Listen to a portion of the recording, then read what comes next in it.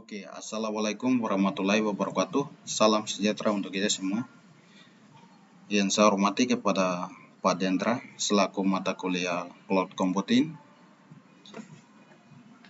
Dan saya hormati juga kepada kawan-kawan semua yang sedang menonton saya punya video ini. Pada kesempatan ini, izinkanlah memperkenalkan diri. Nama saya Fransani dengan NIM C2C023142. Dan saat ini saya mau presentasikan hasil rancangan saya di bagian soal nomor 3. Di bagian soal nomor 3 yang ini tugas video perancangan infrastruktur cloud atau proyek aplikasi. Oke. Saya akan langsung menuju ke penjelasan. Nah, di sini saya membuat salah satu rancangan arsitektur cloud dengan bernama aplikasi Healthtrack AI. Jadi itu Indonesianya itu aplikasi kesehatan berbasis AI. Nah, jadi aplikasi ini merupakan aplikasi berbasis cloud yang memanfaatkan berdasarkan buatan untuk memantau kondisi kesehatan serta memberikan prediksi awal terhadap potensi penyakit. Nah, jadi dalam bentuk apapun menyangkut dengan kesehatan itu dia akan memprediksi secara berbasis AI. Nah, kemudian yang pertama saya merancang di sini adalah ada user, yaitu pasien, dokter, kemudian ada klinik rumah sakit. Nah, seluruh pengguna dari ini seluruh pengguna itu akan mengakses aplikasi melalui internet. Nah, melalui internet menggunakan perangkat apapun, entah itu laptop, HP dan lain sebagainya. Nah, kemudian di sini juga saya sudah menambahkan ada cloud branching. Itu distributed drive atau stabilitas server. Nah, ini berfungsi untuk mendistribusikan drive yang masuk ke dalam sistem secara merata. Hal ini bertujuan untuk menjaga kestabilan performa dan mencegah terjadinya overload pada server. Ini bertujuan untuk menjaga servernya. Kemudian di sini ada juga frontend.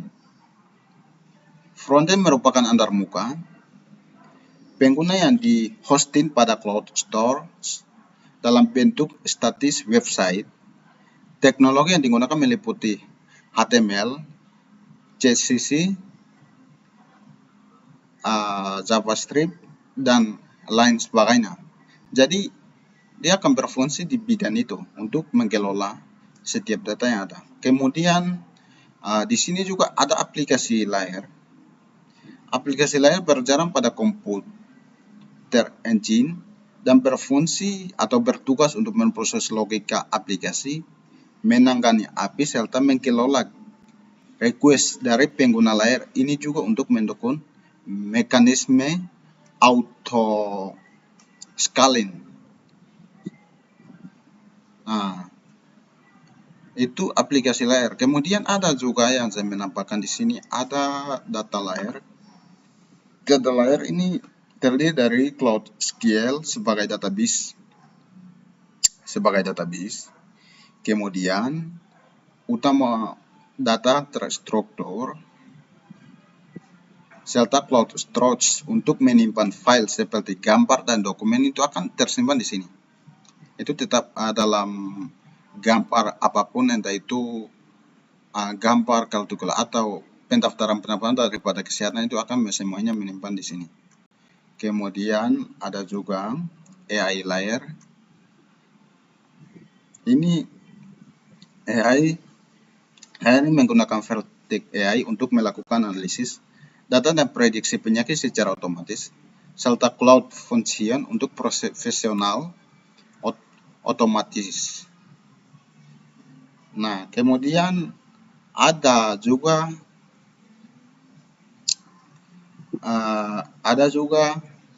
eksternal service atau eksternal layanan di sini.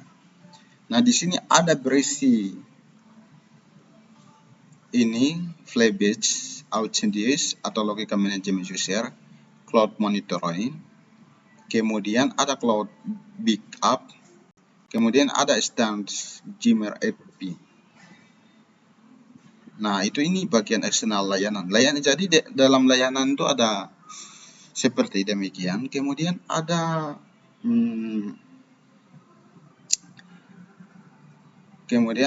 juga di sini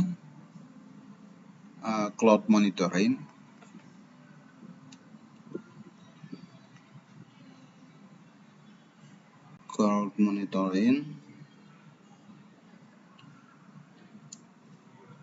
Kemudian ada cloud login, kemudian ada cloud security, kemudian ada cloud IAM, kemudian ada cloud backup, kemudian ada cloud billing.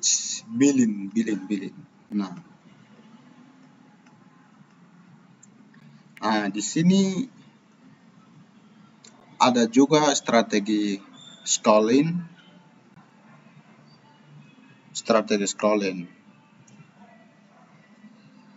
Itu vertical scaling, horizontal scaling atau hosting.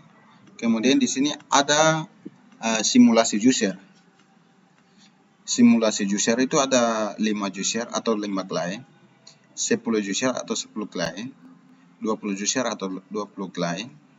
Kemudian ada server computer engine link. Kemudian ada CPU itu CPU berapa aja, ini CPU 2 CPU, kemudian seperti ini. Kemudian RAM, ada RAM 1 GB, 2 GB sampai 4 GB. Kemudian ada database. Kemudian ada stroke. Kemudian ada estimasi. Estimasi itu biayanya per bulan. Ketika kita mau melakukan kayak macam pembayaran dalam kampus dan lain sebagainya, itu dia punya biaya itu secara otomatis, bukan kampus tapi kesehatan, itu secara otomatis dia akan masuk pada